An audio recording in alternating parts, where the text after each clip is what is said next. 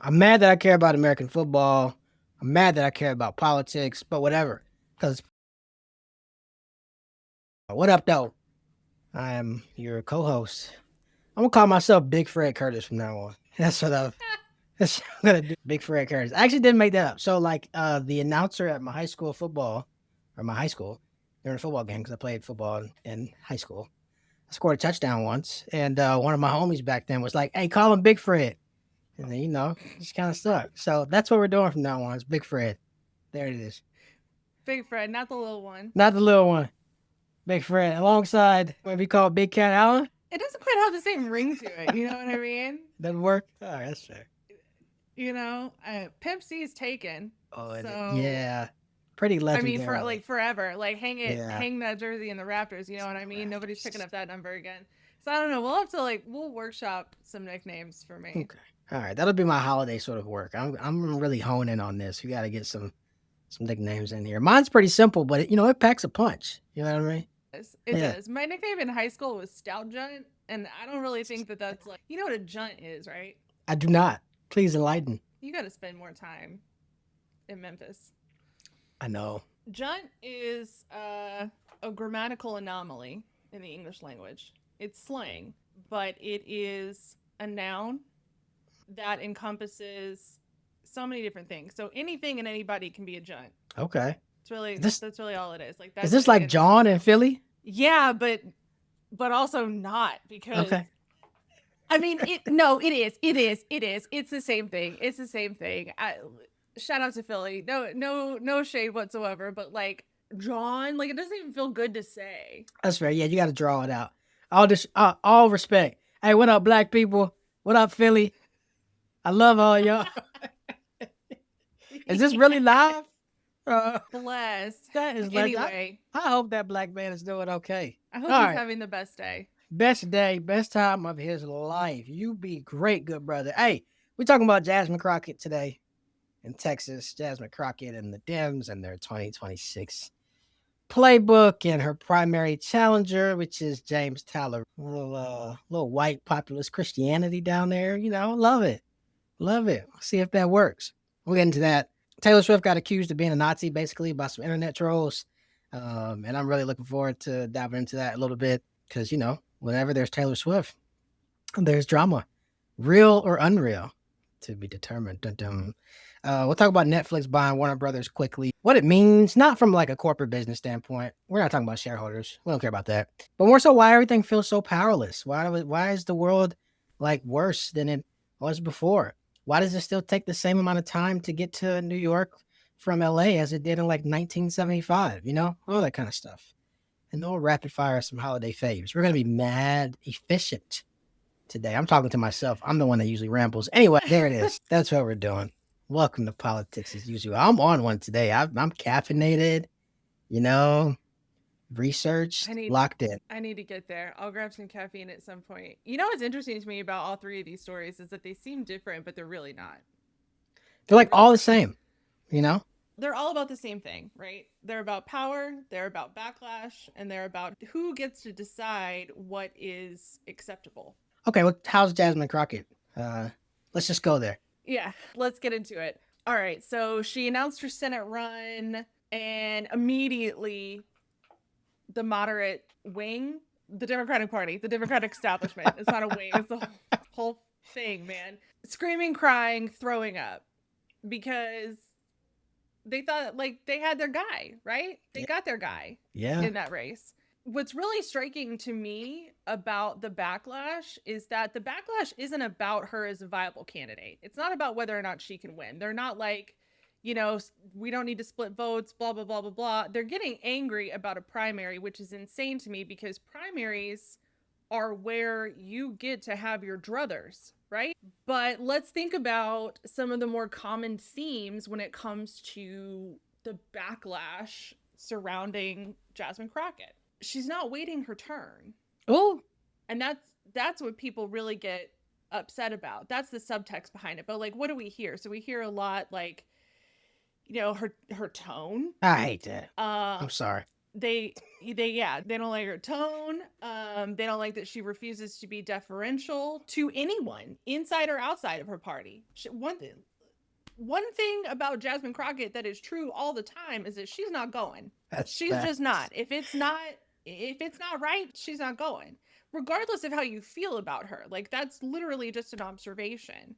You asked a question when we were planning this episode of like, is this kind of proving out my like age and experience line that we talked about last episode?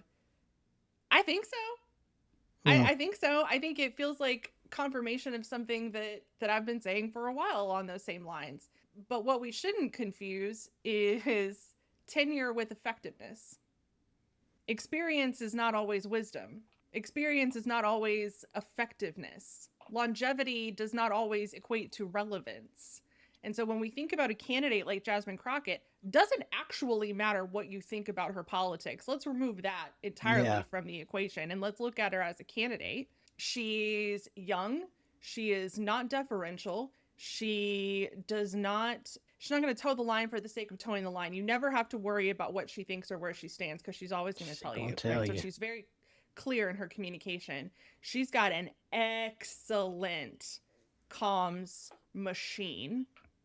So her reach is vast, right? She's got on paper everything that the Democratic Party needs and has been told time and time again by the electorate that they need in order to recapture the hearts of the broader electorate. And they said, yeah, but this other guy is like, oh, you know what I mean? There's just something about him. I wonder what that may be. What do you think? What do you think it is? I don't think it's I don't know if it's I mean, yes, a lot of stuff or a lot of the pushback or a lot of the criticism of her is steeped in sort of misogynistic racism. So let's just put that out there. Yes and yes is the case. That's America. I do think there are some other sort of underlying things there though as well. I'm not saying they're valid or invalid. I don't have a problem with her getting in the race. I kind of stand similarly to where you are. Like it's a primary. I know you thought you had your establishment or your preferred candidate, but this is what primaries are supposed to do. People are always like, oh well, I don't want to lose this statewide race and all this other stuff. First of all, Democrat hasn't won a statewide race in Texas since 1994 by beautiful Ann Richards and her big silver hair. Okay, there are tons of people who are on their second spouses and mortgages with $200,000 in student loan debt right now who were born in 1994. That's a really long time to not win a statewide race. So, the idea that any sort of Democratic strategist or high level official has sort of free reign to examine or to explore who is a better candidate than another, particularly a sitting elected official, to win a statewide race is asinine. Because what you guys have tried in the past hasn't worked. What you tried real recently hasn't worked. All right. So, what can be so wrong with Democratic voters in one of the largest states in the union having a very true choice between, someone who's got a sort of a personal brand of sort of white Christianity populism, which I don't mind. I actually got a conversation. I got nothing. I was just gonna say, like, how does his brand of Christianity stack up in terms, like, Yeah, you like it? I like it. I mean, honestly, for those of you that don't know, I'm very. I think people will call me religious. Very much so. Just like I'm very sort of liberal in my politics. I get a lot of my politics from the Beatitudes. I'm in divinity school. I work at a church. Like I'm that kind of guy. So you guys know. I just happen to be on the left leaning side of these things. Ronald Reagan is not welcome in this household, and so I like it. I like it. And I think that there is a sort of far reaching aspect of what he's picking up and developing that I think, with the right level of sort of investment from a resource and a messaging standpoint, can really pay dividends, not just in Texas, but across the country over a period of time. So, do I think this is something that Texas voters will pick up and run with next year? If you're asking me in December, before election year, no, I don't have faith in the Texas electorate as a whole. I think it's still very red. However, we got unemployment numbers out right recently. That number is ticking up. There's no telling where this economy is in November, and this president is already increasingly unpopular. I don't see that changing. If there is ever going to be a world where the right candidate is going to win a statewide election in Texas, this upcoming midterm year in that Senate race, I think is a prime sort of opportunity or example for an upset there. Yeah, I agree with that wholeheartedly. Because here's my thing: you may remember this, you may not. I'm a Texas native myself. I do not remember Uh, that. yeah, I didn't move to Memphis until I was 10. Yeah, so it was 96, Are you real Texan? 95, 95. Yeah, hell yeah. I'm from Houston, baby. H Town. Okay. Anyway, say all that to say, I'll save my Ann Richards stumping story for another episode, but shout out to Ann, shout out to Barbara Dordan. Here, like, I want to go back to Texas for a second. You said you don't actually think Texas will turn blue because Texas is still a deep red state. I'm not saying it's not. I'm saying it's in the last couple of presidential cycles, at least when we looked at the data, it seemed less red, Yeah. right? That said, the question then becomes, do Democrats really just want to win Texas? Or do they just want to complain about it? Because, and like, that sounds rhetorical.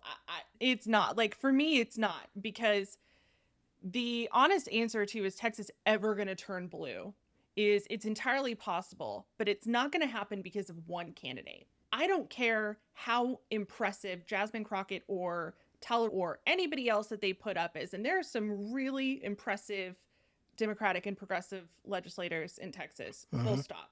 However, you and I both know that in order to flip a state, you start flipping a state by flipping seats, by flipping districts. And in order to do that, to do it in a strategic domino effect way, it takes serious year round turnout infrastructure, year round investment, and it requires messaging that is values forward and not defensive.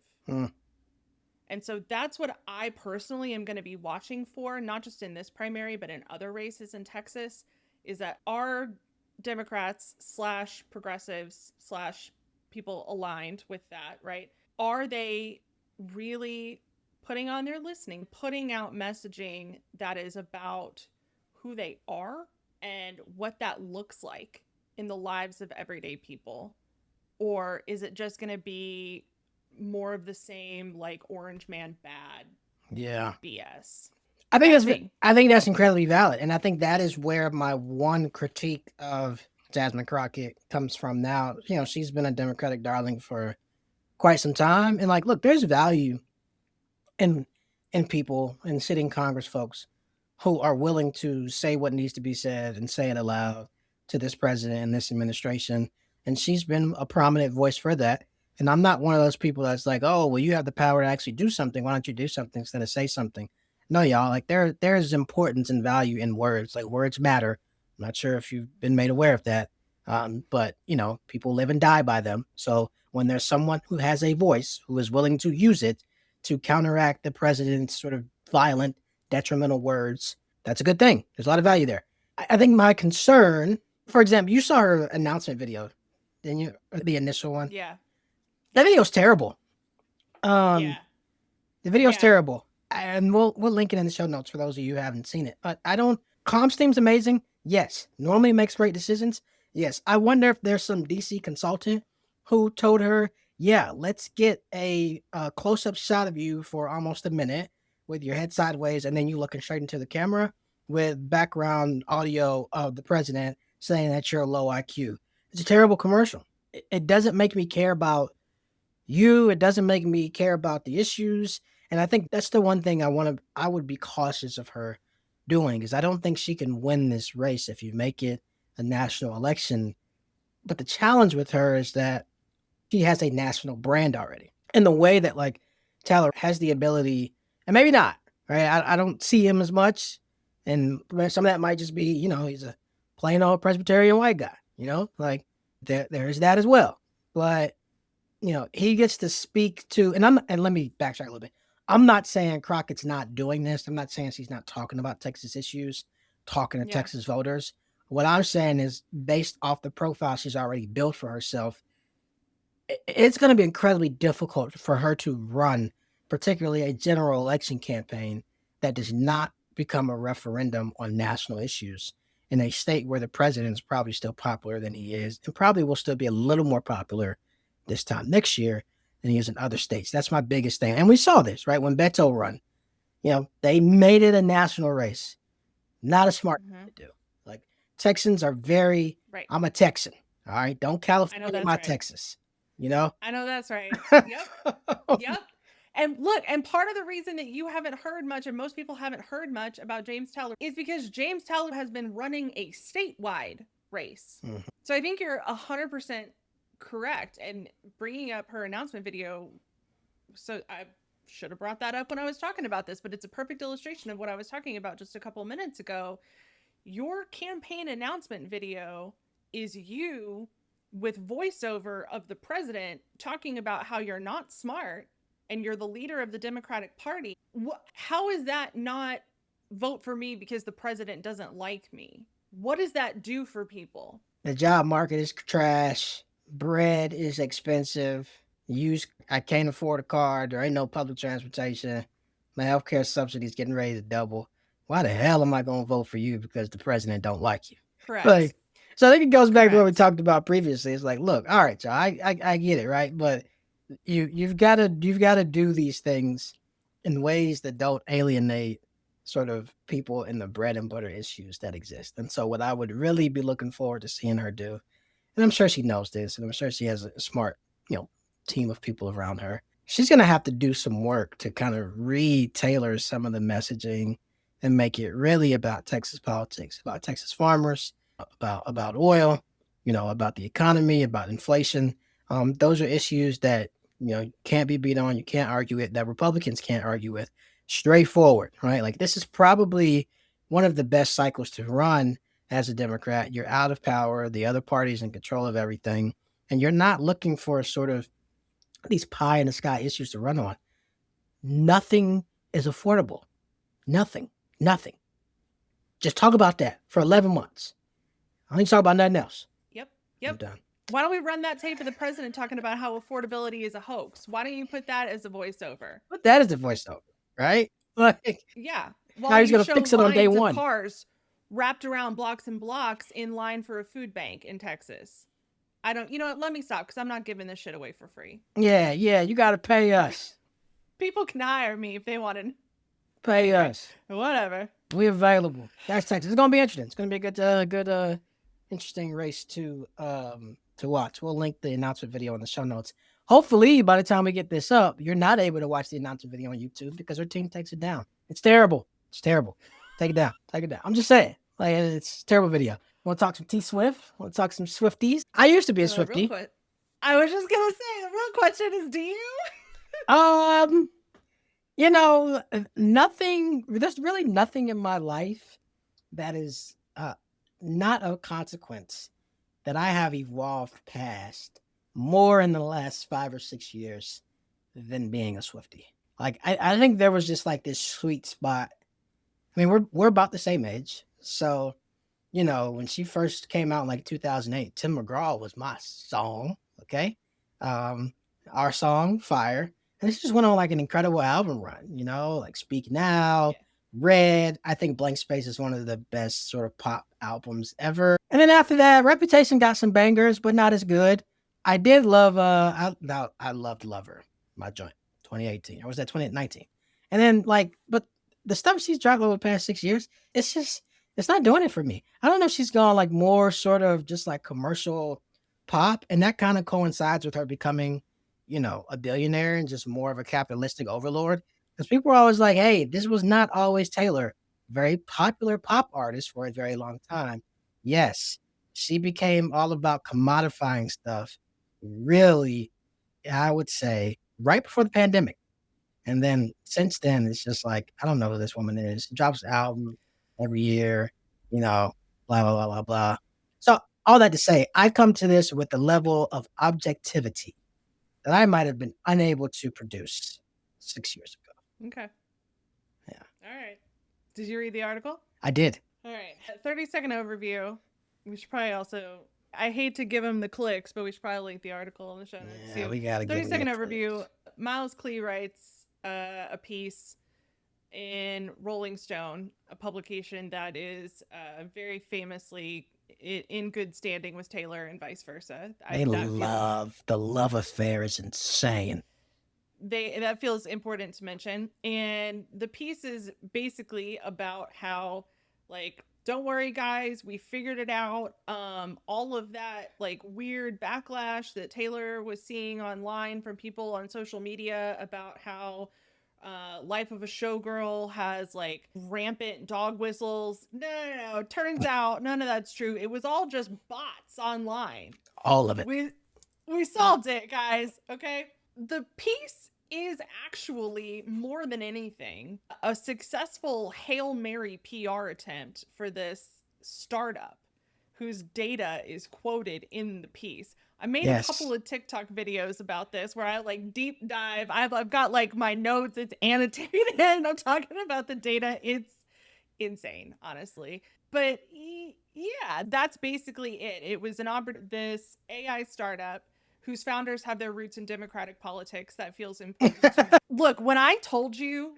this is unfortunately extremely in our swim lane, dog, I meant it.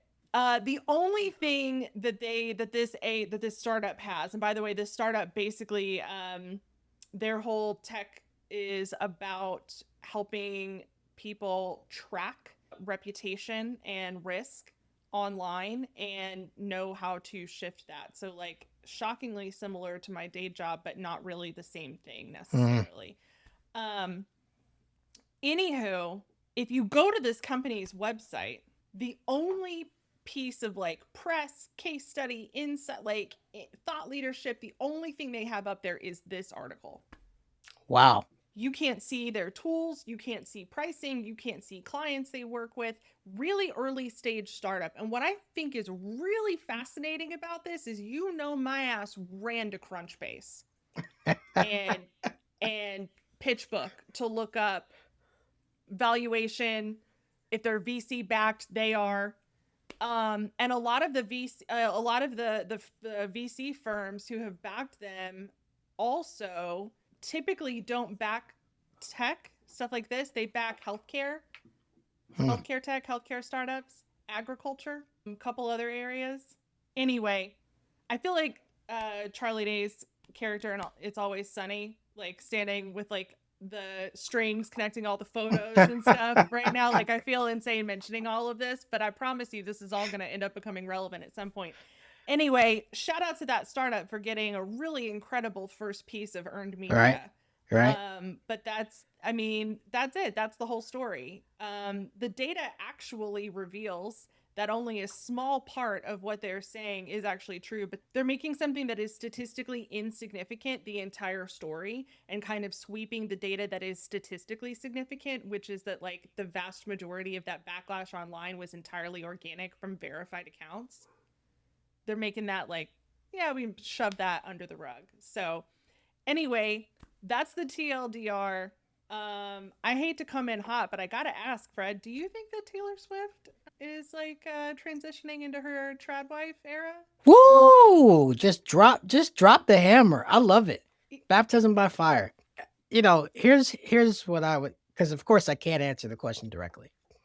Otherwise, why have a podcast? Here's what I would say. There was this time in American history where people, took to the streets and marched and got pigs and called them Pegasus, and was willing to go to jail and do other things because of an unjust war thousands of miles away.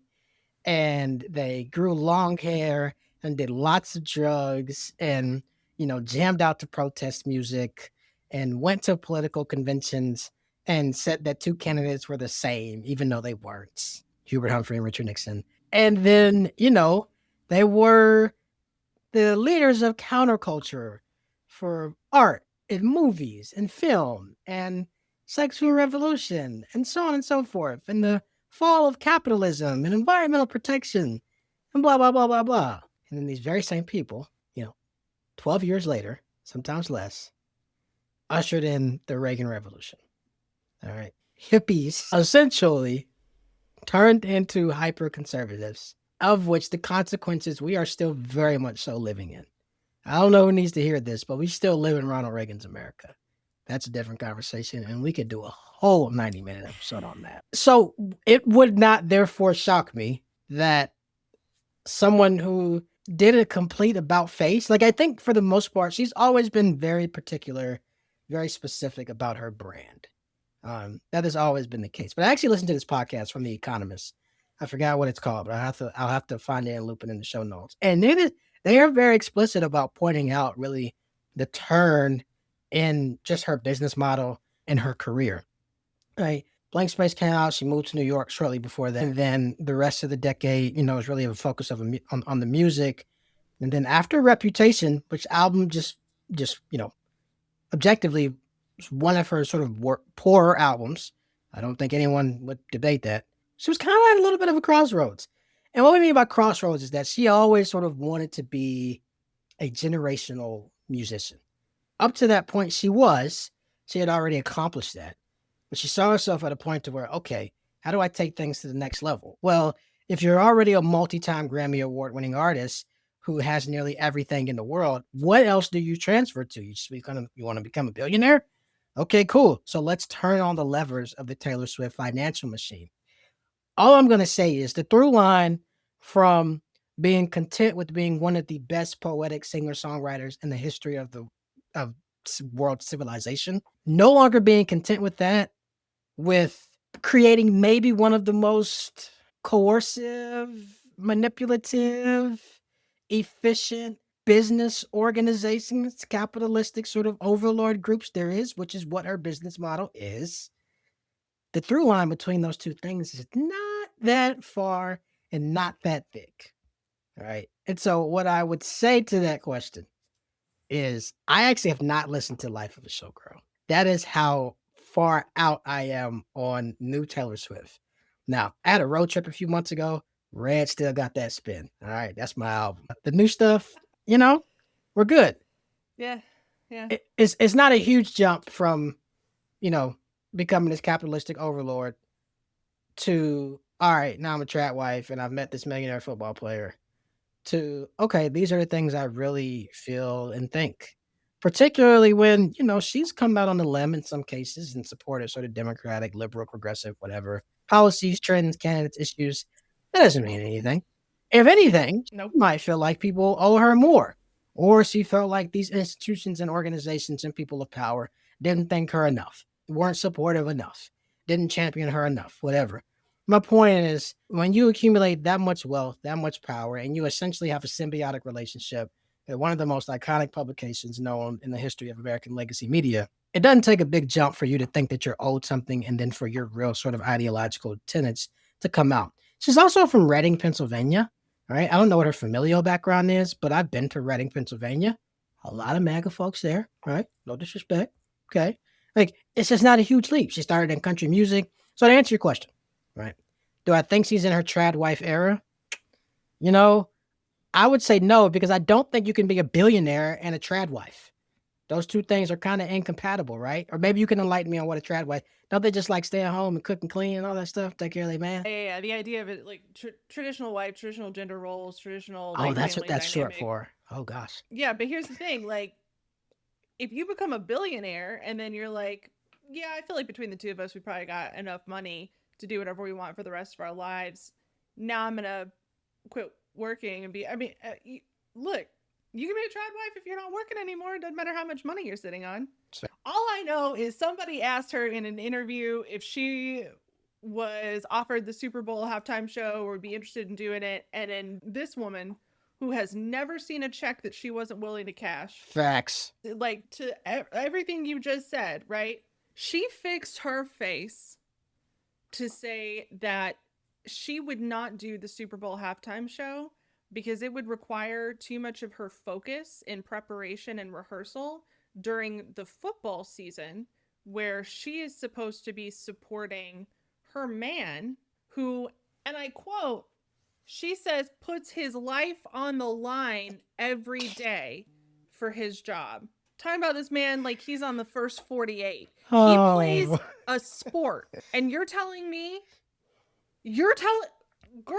Anyway, whatever. Do I think that Taylor Swift is a neo-Nazi? I don't think that Taylor Swift is a neo-Nazi. I do think that Taylor Swift is the absolute worst type of milk toast, do nothing, believe nothing, white feminist that there possibly is. Like, she is a sentient, like, pink hat, and that brand of white feminism cannot be divorced from the undercurrent of white supremacy that makes it possible. we'll be back next week. Until next time, take care of yourselves and each other. No, I'll play with you. I mean, mic drop.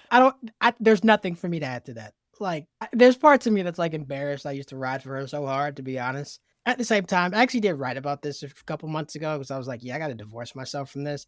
And like, Yeah. I discovered her, like, I heard her songs, but I didn't actually spin her albums. I think I had broke up with like my first love and all this other stuff, like mad emotional, right? And there ain't nowhere for dude, at least back then. Maybe the world's gotten better now. There wasn't nowhere for dudes to go and be like, oh, my heart is so broken. Yeah. Like, but I was putting on that Speak Now and Dear John, you know, it spoke to how I was feeling. You know what I mean? And there wasn't a whole lot of people speaking to how I was feeling. I get it all too well. I done spun the block on that thing. I get it. All right. I don't know what she putting out recently. Okay. All too well to help the young beloved out a few times. This is to your point, the lavish lifestyle that she lives. This is from glam.com. Taylor Swift's property race began in Nashville, Tennessee in 2009, um, where she bought her 3,200 square foot condo on Music Row. All right, bam. Then she bought a property known as Nutherland Estate. I don't even know how to pronounce that. 2.5 million. All right. Then she bought her first Beverly Hills home in 2012. That one, 17.75 million. All right. Then she bought an estate in Rhode Island. Then 2014, started acquiring property in New York City. A Tribeca penthouse, 10 bedrooms, 10 bathrooms, $20 million.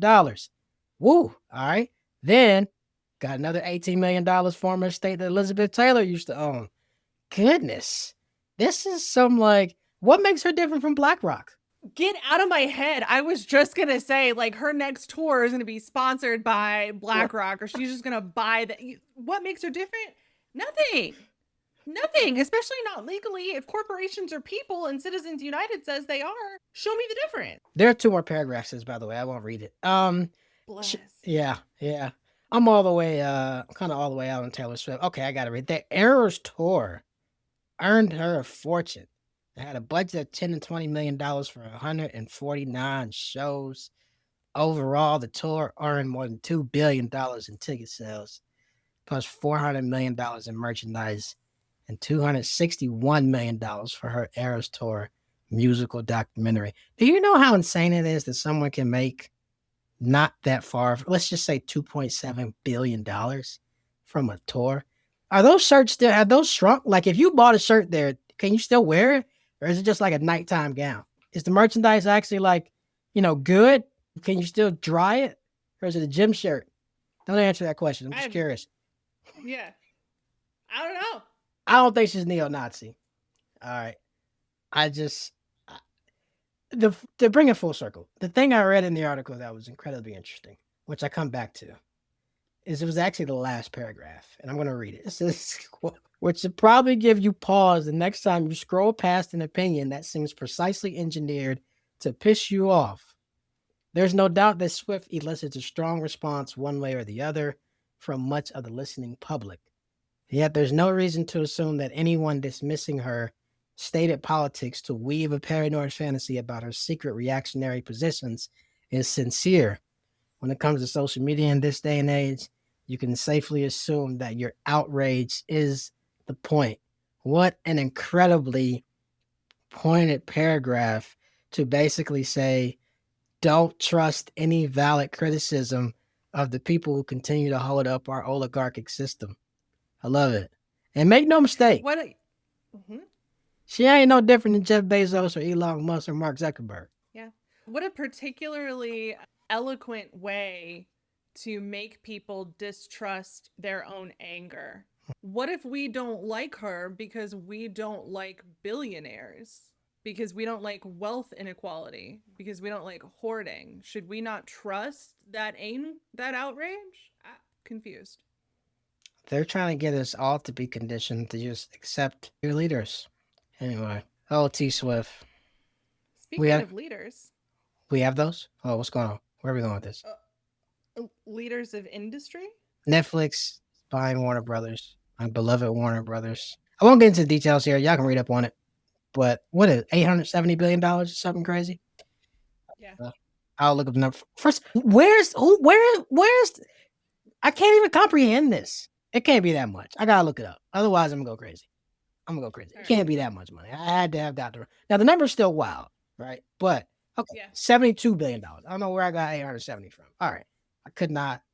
$72 billion is still incredibly hard to like. I can't even get the words out. How do you contextualize that? I mean, yeah, quantitatively, there's certainly a difference between 870 billion and Yes, 72 billion, like, because that's how numbers work, right? But like, qualitatively, in terms of like what it actually means in this particular situation, what's the difference? Fuck all. nothing. 72, which makes it actually even crazier because Warner Brothers. I mean, Netflix buys Warner Brothers for $72 billion. Apparently, Taylor Swift is worth $2 billion.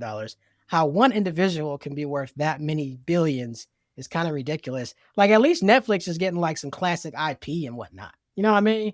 Like how does Yeah. whole one person just got 97 million properties? Anyway, I'm exaggerating. It's hyperbole. This really like strikes at my core, and I'm not necessarily going to talk about it from a business perspective. There are smarter people to do that, and you can sort of find those podcasts.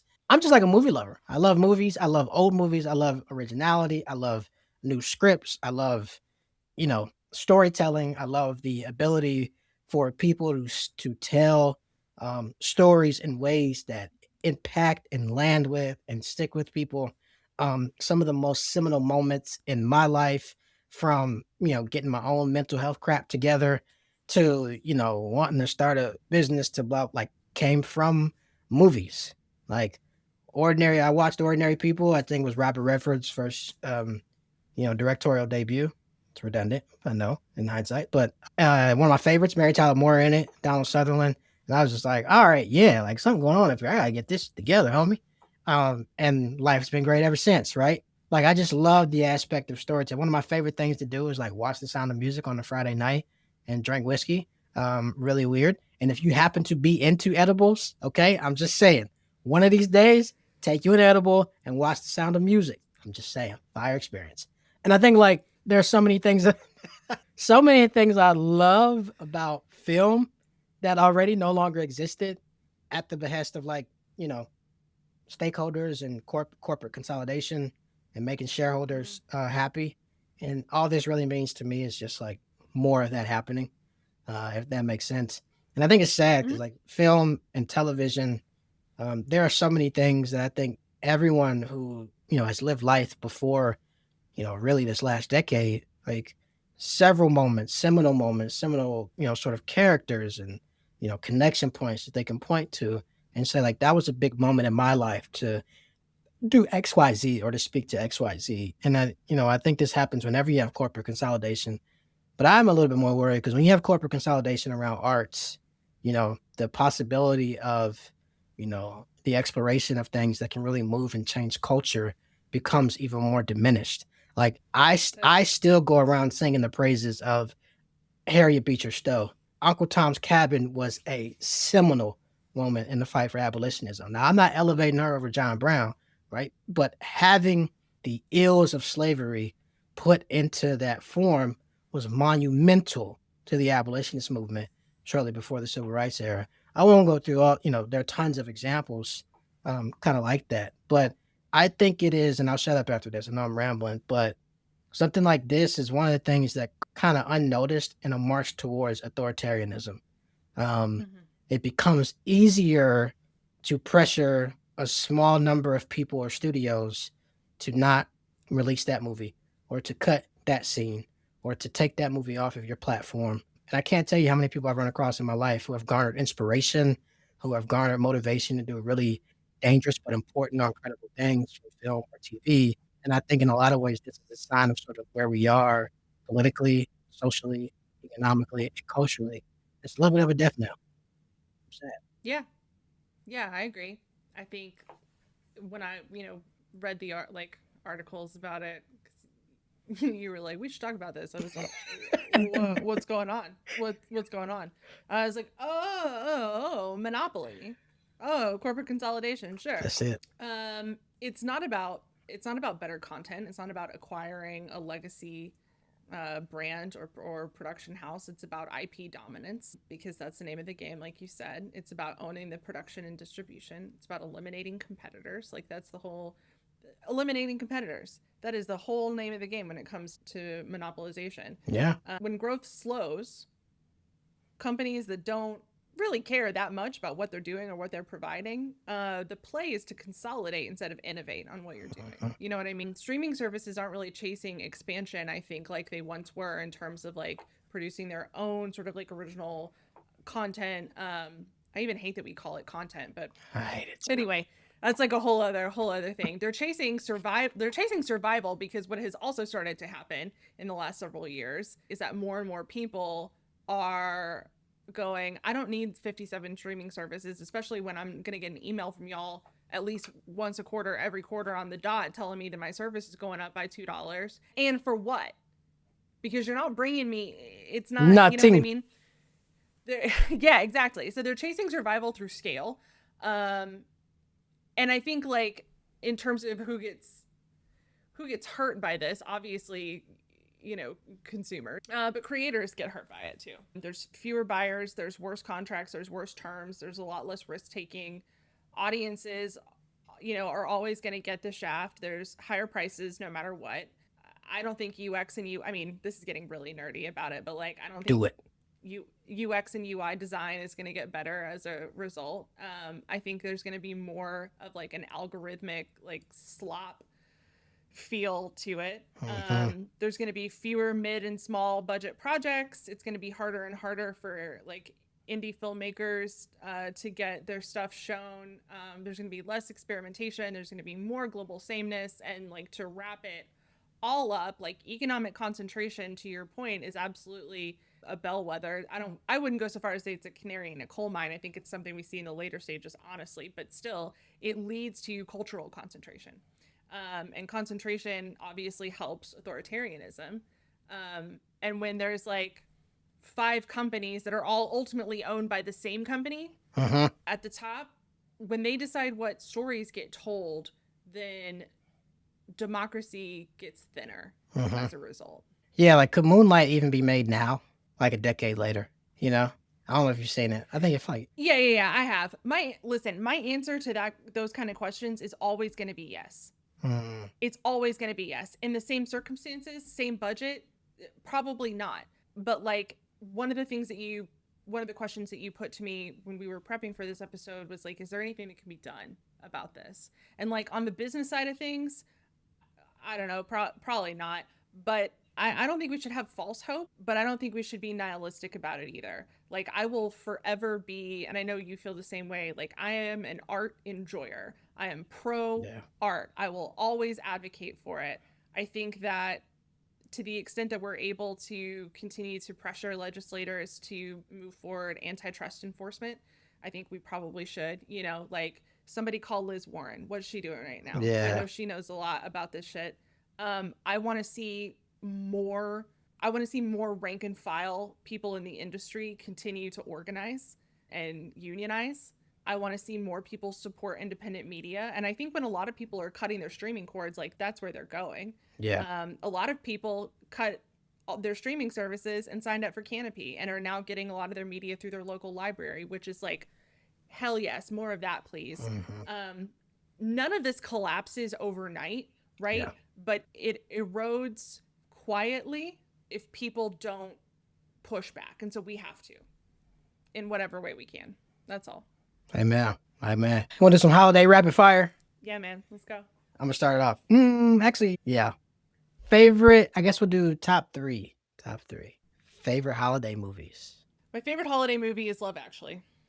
Ooh, I like that. It's my problematic fave. Hmm. Every year there's some like the same, like, here's why you shouldn't like Love Actually. And if that's like the one thing that Uh, people dig, if that's the skeleton in my closet, people are like, oh, cat canceled. She likes Love Actually. Baby, fine. Fine. Love Actually, this is corny as hell. Christmas with the Cranks. And then this is even cornier. It's a Wonderful Life. I mean, you need some corniness around. I mean, Christmas inherently is corny, so you know, Yeah. I love it. So I'm. This is weird. It's probably me and my more morbid sort of humor. Last Christmas is a really good and fun movie. Terrible, sad, depressing ending, but love me some Amelia Clark. So there's that. I'm gonna be a child of my era and say Home Alone 2. Yes, the second one's better than the first. Ain't Um, no way. yeah, yeah, way better. He was slicing them up. Like they should have died in the second one. Like the first one, they was a little rough, but like they should have been dead 2 minutes into the assault in Home Alone 2. Like he was slicing them up. I'm just saying. It was a very adult movie too. I watched it again the other day and I'm like, whoa. It's crazy. It's like progressively you notice more things as you get. Like I watch it every year and like I guess now in my mid 30s, I'm like, yeah, I was enjoying this at like the age of 6. Really interesting. Anyway, this is I'm not happy rapid for fire. you. No, it's not. I'm happy for you, and I'm gonna let you finish. But Home Alone is the better one. Anyway, uh, proceed. Proceed. Um, I'm a big It's a Wonderful Life fan too. I think that's not in your top, so I don't know what to tell you. All right, favorite holiday songs. I'm gonna just favorite is Silent Night by Temptations. Can't be beat. Sometimes like there are lots of times this month, like maybe even a few times today, where I just break out in, can't be beat, can't be beat, can't do it. Fair. Christmas music? Yeah, I don't know. I don't know, man. I don't know if I have like a favorite. I will say David Bazan did a Christmas record that I think is really beautiful. Yeah. I don't know if I'll send you his stuff. He Yeah, used to be Pedro the Lion. Really interesting guy. We should do maybe a deep dive into like Christian music at some point, but like his Christmas record is haunting and gorgeous, and I like it. haunting, gorgeous. Those are I love things that have those two things like combined. That seems right up my alley. All right, here we go. Last one. Fave. Oh, I guess I gotta throw Mariah in there. It is Mariah Carey season. All I want for Christmas is you. I'm just All saying. I want for Christmas is to not have to hear that song every time I step out of the house. It's okay. You only got like a week more. It'll be all right. Just Fair. Fair. a fave holiday cocktail. Do you have one of these? I put this question on here, and I don't even know if I have one. I'm sitting here thinking about it. I'm like, what is? Yeah, I do actually. It's not like fancy or innovative or cool or anything like that, but it's part of a tradition that I've held basically since my daughter was born, maybe a little bit before. Eggnog and bourbon. Mm, You can't, in my opinion, you can't beat it. I mean, I like hot toddies too, but that's really more when I'm sick. But eggnog and bourbon, I always, it's no fair. matter how prepared I am for the holiday season, I always keep a few presents back to rest because, like on Christmas Eve, my ritual is I watch Christmas Vacation and then I watch Love Actually There it is. and I wrap the presents I still have to wrap and do the stock, do all the little last minute things. I'm a little elf and I'm drinking eggnog and bourbon while I'm doing it. I love it. I love that for you. That sounds What about amazing. you? My fave holiday, I'm not gonna lie. My ex-wife was Haitian, and so her mom made this drink called cremas, which is, I guess, kind of sort of eggnog, but with a real Haitian twist. But she made one with and without alcohol, and the one with alcohol, bruh, magnificent. And you Yeah. can put a little bit of that joint, because you start drinking early. It's holidays. You ain't got to work. So, you get up, you get your coffee, you just put some of the cremas in there. You don't need nothing else. It got sweet. It's got the alcohol. That's what's up. But since ain't nobody making me cremas no more, I'm just saying. I'm just saying. Shout out Miss Danielle. I got no beef with you. Since that's not happening, from a basic standpoint, the little cranberry ginger ale or whatever, I don't even know if it's actually cranberry, but the one they only come out with in the holidays, when they add some little red food coloring and put some Yeah. cranberry little ting at it. I mix that with Yeah. bourbon. That's the kind of drink you got, 4 drinks in when you just like, I don't have time to use the shaker and all that stuff. Bam, twirl it with your finger. Good to go. Merry Christmas. Yeah. Yeah, it's a good one. You know what I mean? That's what it Yeah. is. Yeah, yeah. I'm into it. Hey man, y'all have a wonderful, wonderful. If you celebrate Christmas, even if you don't, I hope the day is just good to you. Your calendar still say Christmas Day. Be great out here. Hanukkah, Kwanzaa, You know, what else going on? I think that Solstice. solstice. Yep, The solstice is on Sunday. I there it mean, I is. celebrate Christmas because I'm America, but solstice is my holiday. There it goes. Solstice. If you into that stuff, shout out to you. I'm done with you. Bye. I'm saying, no, I mean that in a very sort of upstanding way. Sunlight is coming back in style starting Monday. We made it. Well, we haven't made it yet. Well, depending on when you listen to this. But, you know, it's all uphill from here, y'all. This is why they say it's a war. Happy holidays. It's too many holidays. Happy holidays. Is Fox News gonna cancel me? Y'all be great. Merry Christmas, Fred.